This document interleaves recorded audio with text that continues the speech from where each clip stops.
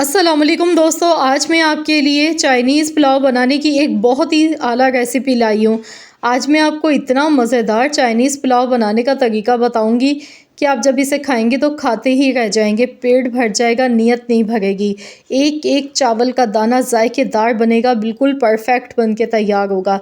तो चलिए हम रेसिपी देख लेते हैं। इसके लिए मैंने 1 कप मटर के दाने लिए हैं, हरे प्याज लिए, साथ में 2 शिमला मिर्च ली हैं काट के, गाजर 2 अदद लिए हैं, साथ में 2 बड़े साइज़ के आलू लिए थे। आलू को भी इस तरह छोटे-छोटे टुकड़ों में मैंने काट के ले लिया।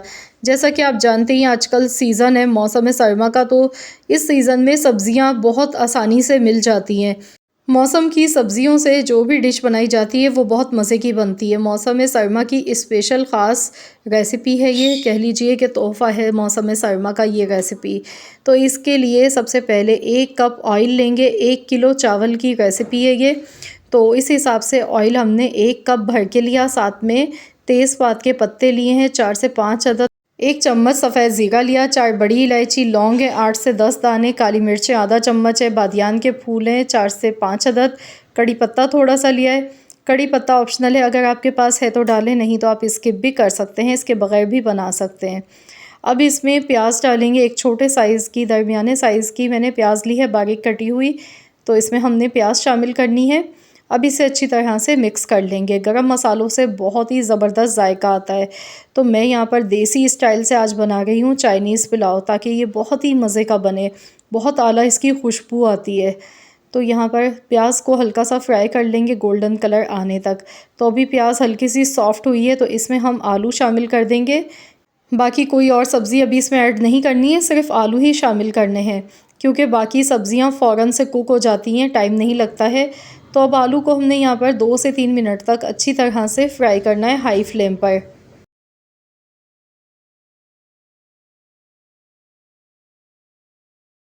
तो यहाँ पर देखिए आलू माशाल्लाह से बहुत ही बेहतरीन से फ्राई हो गए हैं। साथ ही में इसमें हम डाल देंगे 1 चम्मच भर के पिसा हुआ लहसुन अदरक का पेस्ट।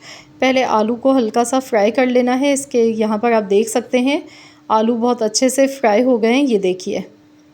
अब इसमें पिसा हुआ लहसुन अदरक का पेस्ट 1 टेबल स्पून भर के डालना है। तो यहाँ जो मैं इस्तेमाल कर रही हूँ उसमें पानी बिल्कुल भी शामिल किया हुआ नहीं है।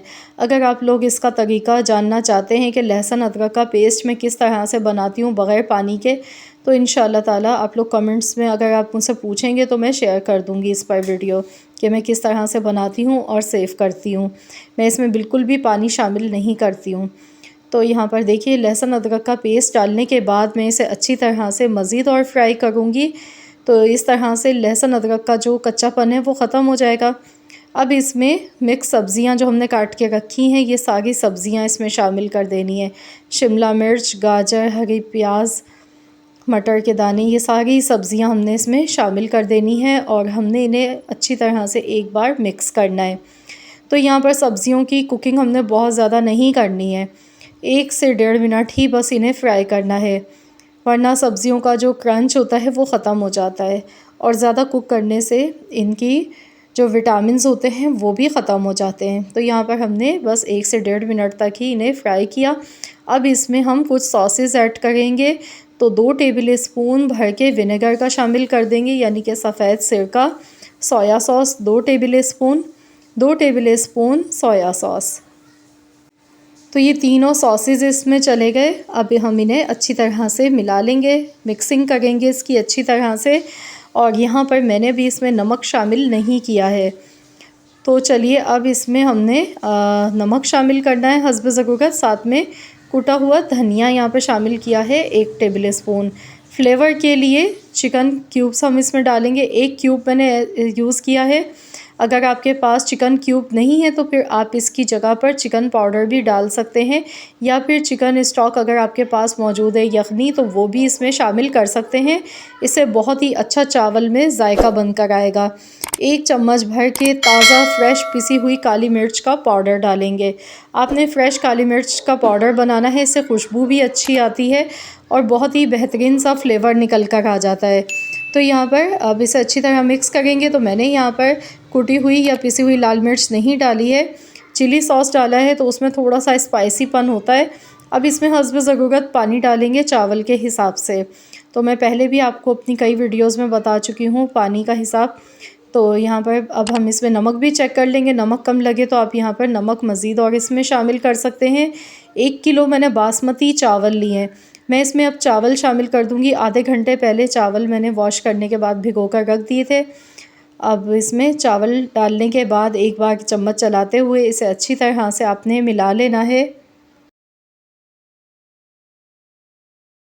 पानी का तनासुब हम अपनी फिंगर से भी चेक कर सकते हैं। पानी चावल से 1 इंच के बराबर ऊपर होना चाहिए। तो ये बिल्कुल एकदम परफेक्ट रेशो है। तो यहाँ पर अब हम इसे कवर कर देते हैं ताकि इसमें बॉयल आ जाए जल्दी से।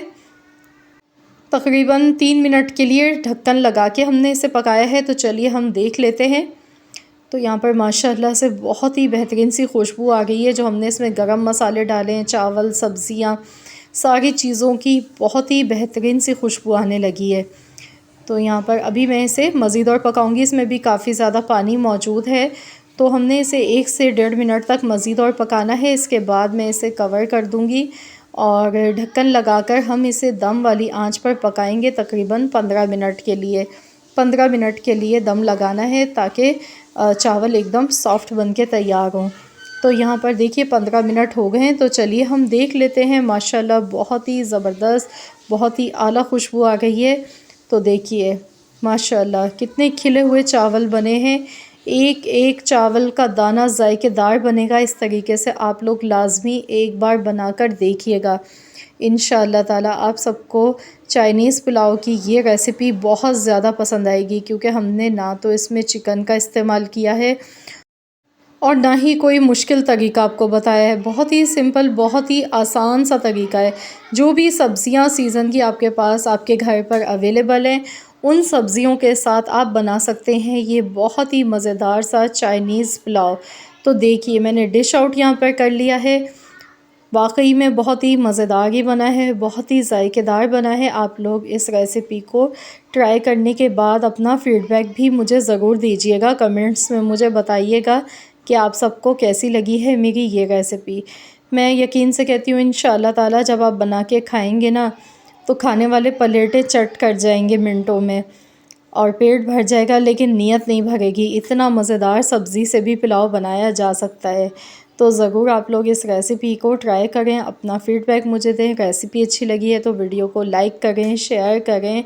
चैनल पर अगर आप मेरे नए हैं, आपने अब तक चैनल को सब्सक्राइब नहीं किया है, तो मेरी आपसे एक छोटी सी हम्बल सी रिक्वेस्ट है कि चैनल को ज़रूर सब्सक्राइब कर लीजिएगा और साथ ही में दिए गए बेल आइकॉन को प्रेस कर दीजिएगा। मिलते हैं इंशाअल्लाह ताला एक और नई रेसिपी के साथ। तो जब तक के लिए अल्लाह हाफ़िज़।